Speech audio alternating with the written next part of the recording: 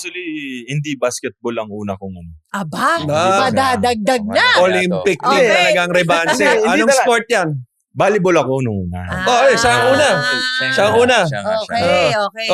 Recap. Bago mo sagutin yan. May Arnis. Sino si Arnis? Si Yambing. Yambing. Tapos Hindi, si... si Baseball yan. JC Recto. si JC Recto. okay. Sa Patak raw. Sino sa Patak? Si Yambing. Yambing. Tapos baseball yung Akop Brothers. So ngayon may volleyball tayo. May volleyball. Anong position mo yun, KJ? Sa volleyball. Yung sa spiker ako eh. Tsaka blocking. Uy, mataas tumalon dapat yun. Batas ako tumalon. Oo nga, tama. Yun nga yun. Okay. Alam mo yan. Yes. Parang kina-question mo yung pagtaas ng ano niya. Hindi. Totoo yan. Sinupalpal niya ako nung naglaban kami. Hindi, challenge ko lang kasi nakadunk na siya noon eh. Sabi ko, Pakisama yung highlight na yun, ha? Tapos na yung dunk. nakadunk siya, tapos gusto ko i-challenge. Parang yan ako. Kaya nahuli ko siya noon. Okay, so ilang taong ka nung nag-volleyball ka? Siguro mga 18. Saan yun? Sa Olongapo. Doon ka talaga. sa Olongapo. Okay. Doon talaga. Subic yan. Subic Lyceum. Subic. Yes. Hindi Lyceum. Ano pa yun? Jackson. Yung ano ko nun. High school. Yung high school. Okay. So, nag-volleyball ako. Volleyball, ang unang ano ko talaga, volleyball. Okay. Tapos, may basketball na ano. Tapos, meron kaming, yung school namin, dadayo sa Pampanga. Okay. So, ako, nasa volleyball ako nun. Nakita ko ng coach ng basketball. Kasi kulang sila ng big man. Sino Kasi to? Pwede natin i-shoutout yan. Naalala mo ba? Hindi ko na. Okay. Toto na lang yung alam ko eh. Okay. Sa Pampanga. No, hindi. Sa Okay, Olongapo. Okay. So, yun na, sabi sa akin, hiramin daw muna ako sa volleyball kasi kulang sila sa basketball. Hindi ka na nasoli. Hindi, ang sabi lang sa akin, coach, hindi ako marunong mag-shoot ha. Sabi, hindi, tapal ka lang at saka rebound. Kasi yan yung ano mo eh. Spiker. So, yun lang yung ginawa ko. Okay. Yun lang talaga ginawa ko. Kung rebound, manapal, yun lang. Okay. Hanggang sa naano ko na yung basketball. So, that explains why. Kung ba't ka nasupalpal. Nagulat din ako. Biglang tumalon eh. Okay. So, doon na ano yung basketball career ko. So, high school pa lang yan, no? Okay. Tapos, paano ka napunta naman paano mo tinuloy yung basketball sa college? Sa Lyceum. mga college? Sa Lyceum. Lyceum. Paano Sa ka napunta Subic. sa Lyceum? Hindi, una kasi, ano ko talaga, sa Baguio ako napunta pa ako ng Baguio. Okay. Okay. Tapos yung coach ko dun sa Baguio ngayon, player sa dati ng FPU. Sino to? Nakalimutan ko yung pangalan ko. Okay lang. Oo, nakalimutan ko yung Di pangalan. bale. Basta, napunta ako sa FPU, naging team B ako dun. Ang coach ko sa team B nun, si coach shooter, Okay lang. Di bale. Okay lang, kalimutan natin lahat. Yung kwentong importante. Si Coach Glenn ka. So, Okay. namin nun. Tapos nasira lang, hindi ko lang natuloy. Kaya napunta ako ng Lyceum, Olongapo. Okay. Okay. So doon ako nag-start na ano. So, tinapos mo dun yung 4 years? Doon Doon ka ako, talaga naglaro? Si Coach Tapos- Glenn na assistant ngayon ng Ilagan. Okay. Ah. Yeah, Na dating coach ni JR. Okay, go. Tapos ang coach ko ngayon sa Lyceum, si Coach Kerwin McCoy. Sumali kami Mahusay yan. na NAASCO. Yes.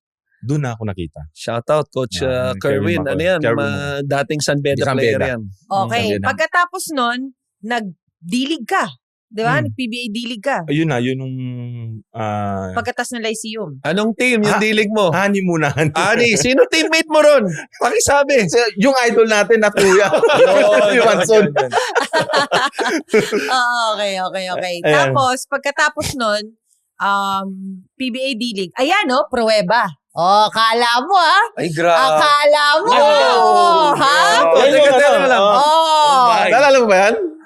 Grabe Hindi ko... naman. Ikaw ba yan, Jay? Reyes Gym. Reyes Gym yan eh. Reyes Gym nga. Oh. Pinadala ni Jay yan, ha? Talaga? Ha? Akala mo, ha? Parang naalala ko, padang ka ko rito. Pero talo kami dyan, talo. Talagang finokus si CJ yan. Oo. Tama na sa focus. Paubos na nung panahon na yan eh. Naalala ko nga to. Naalala ko to. Okay. Sige, bago natin ituloy, kumusta muna bilang teammate si Jay Collado, coach? Nagbuntong hininga. Ayokong bantayan yan. Kasi kung ano siya ngayon, nakikita nyo, yan siya dati. And imagine, no, that was 2011 tayo mag-teammates eh. Mga ganyan. So 15 years ago. So imagine, he was faster. Okay. He was more athletic. Yung spiker nga, no? At Pero yung pagiging physical niya, Yan na yun. yan na yun. So, yun yung hindi nawala sa kanya. So, ngayon, syempre, 15 years later, advanced na yung kanyang edad. Pero yung kanyang pagiging Kilos. physical, Ganun pa rin. staple niya na yan. Kaya, iniiwasan kong bantayan yan. Oo. Tapos, yun nga, mahusay na siyang sumut nun eh. Oo. Kaya pinapasok ko sa ibang kasama ko para absuelto ko sa coach. Ikaw naman, paanong teammate naman ng Christian Luanzon? Hindi, doon ko naman na yung sa kanya yung mga shooting drills ko na ginagawa. Kasi, hindi, shooter talaga siya eh. Shooter talaga si Coach. Shooter talaga. Hanep! Yeah, yung pinakita niya sa akin kanina, di ba sabi ko, yun yung ginagaya ko. Pero yun ba yung Kobe fadeaway? Yun na. Di ba? Grabe. Huwag mo nang sabihin ngayon kung bakit ko pinakita sa iyo. Huwag na kayo magulat next year kung mag-teammate kami. Huwag mo nang sabihin kung saan. Baka magka-idea yung iba, sumunod pa. So, magkaubuso pa na slot, no? Okay, so pagkatapos nga ng D-League, ilang years ka bali nag-D-League, KJ? Tagal din, ha? Ilang ko rin yan, dilig ko. May Hanggang sa- mahigit 5 rin. Mga ganon. Oh. Okay, bago Hanggang sa- ka ang huli ko yung champion ng nung cello. Cello. Kayo na nila Yung Kuya Basilan, Coach Gerson Yung yun. Coach Gerson. Okay. Pero, ang una mong team sa MPBL ay QC. QC. Wala pang team si Coach Gerson Wala nun. pa yun. Okay. Wala pa. So, that was the first season of the MPBL. QC days yan. Kasama mo sila Hesed Gabo, Hesed Gabo. Esed. si Andoy Estrella. Si Jeff Morillo. Okay. Yung guardia Juan Mabayo. na nasa Caloocan. Si Tayong Tong. Tayong Tong. Okay. Yan yung grupo namin. So, kumbaga, ito yung grupo na no? Parang season 2, ito yung group 1 ba or 2 na from 7th seed? Yes. Yun? Season 2 yun. Season Okay. 2. Pero part ka pa rin nun, di ba? Yes, nandun pa Season ako 2. nun. Yung Nandun pa rin kayo ni Gabo. nasilat nila Makati. Makati. Okay, Oh. okay. So, dun nga, nagsimula ka sa Quezon City, sa MPBL, 2 seasons, tapos yung 3rd season, yun na yung nagkaroon na ng team si Coach Gerson. Ang kwento sa akin nila Coach Gerson, nila Gabo, Verified to oo, Mm. Jay Collado was Coach Gerson's first ever player in yung grupo na yun yung grupo niya, Mhm. yung Mabulak, ikaw, yung grupo nyo na yun, no? Yung core na nag-champion sa Nueva Ecija. Si Jay daw ang pinakauna niyang recruit, tama ba? Wow. Ikwento mo kung paano ka napunta kay Yes. Coach Gerson. Hindi, ang ko kasi niyan, kasi matagal ko na siyang kakilala si Coach Gerson. Okay. Nung big chill ako, Mm-mm. naging assistant coach namin siya. Okay. Kay Coach Robert Season. Robert Season. Okay. As in, bata pa siya, ilang taon pa lang siya. Tapos nagulat ako nun, pagdating niya, may yung kamay niya, may cast yung kamay niya. Buta salbahe pala yan si Coach Gerson. So, Hindi, ang kwento niya sa akin. tama. Sige, go. Actually, sabi ko, Coach, bakit ka nga pala, lately ko na nalaman kung ano yung rason nung bakit nakaganon siya. Okay. Coach, bakit ka nga nakaganon nung unang punta mo sa amin? Di, nanapak ako. Sabi. Hindi, ganyan sa talaga game? yan. Oo, sa game daw. Kasi player ng, karagdagan lang, player ng Hope Christian yun eh. Nakakalaban mo rin. So obviously, naging mag-teammate kami. Si Coach Gerson, nakalaban ko naman. But he's Okay. mga 2 years higher batch siya. Pero mausay yung batch nila. Si Coach Gerson, how he is as a coach, fiery and all of that, ganun din siya as a player. Napaka-ma-pride kasi na tao niya. Yes. Shooter totoo. din ba? Point guard kasi yan eh. He's more of a, parang si JR. Mabilis na, na point guard yun. Setting up his teammates. Okay. So, pero, if there's one thing kay Coach Gerson, ayaw magpatalo niyan. Yeah. Yung ugali niya ng player, yan din ang Yeah. ugali Ugali niya niya sa ngayon coach. as a coach. Okay. Totoo. Okay, o tapos? Tapos yun nga, naging namin, hanggang sa, yun nga, nung QC ako, tapos kinuha niya ako sa cello niya, and then doon na nagtuloy. Sabi niya, may MPBL na siya, sa Basilan. Sabi ko, sige Coach, tuloy na ako sa'yo. Okay. Hanggang sa nakita niya nga si Gabo, na kaya ba natin isama yan? Oo, kaya yan. Ikaw na yung nagsama kayo. Ano ang kwento nun? May kwento yun eh. Manager din pala ang dating mo. Tama rin pala yung Kompleto. usap natin. Okay, go. Hindi, yun nga, sabi niya nga, kung kaya ko daw isama nga yun nga, si Gabo. Sabi ko, oo, Coach, kaya ko yan. Kasi medyo dikit nga kami ni Gabo nung sa QC kami.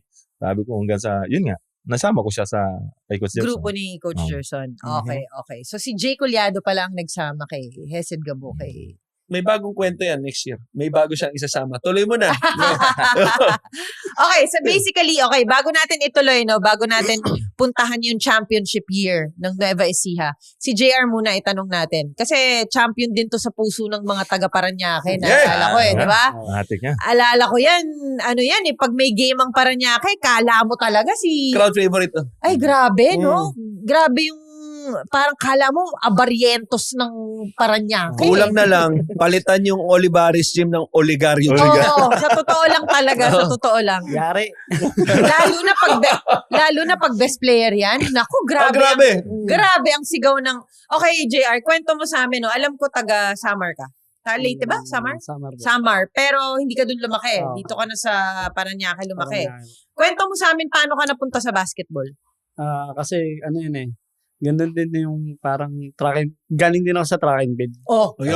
Nabubuo na. Nabubuo na. Olympic Okay, natin. okay. Okay. Tapos parang grade 5 to 6 hanggang second year high school. Yan, track and field ako niyan. Ano mo, event mo? Long distance. Yung Long mga distance. 3K, 5K, 1.5 yan. Yung mga... Kaya pala ang bilis tumakbo nito eh. Parang Sonic the Hedgehog, no? Yung bigla na lang nawawala na. O tapos? di mapalad. Oh. Medyo... Tapos nagpangabot din po ako ng pandemic. Okay. Dahil nga, na-stop din ako sa pag-aaral. Tapos naabutan ako ng grade 10. Okay. Doon ako nag-umpisa na try uli ako maglaro. Na sabi ko, kailangan natin may bola eh. Sayang Okay. Oo nga, oo. Tapos, may mga ligan labas din, yung mga commercial game. Okay. Sumasali ako din. Hinukuha ako ng mga ibang team. Paano ka napunta kay Coach Mike? Kasi si Coach Mike naging... Sa Gigit, Mike by sa the way. Gigit. Yes. Dati kasi Shout out. nag-aaral din nung ako sa Olivares, pero hindi ako nag-varsity. Okay. Sabaga tinapos ko yung grade 10 hanggang 12. Oo. Tapos lumipat na ako ng Muntinlupa ng college kay Coach Jack Arzuela po. Okay. Ah, Yung Okay. sa coach ng Muntinlupa, kay Oo, Jers, oo. yun. Siya po yung naging coach ko nung college ko. Okay. Kaya Okay. doon kami nagkakilala ni Coach Mike. Tapos nila Coach Aldrin. Okay. So, Morante. college ka na nag-start maglaro.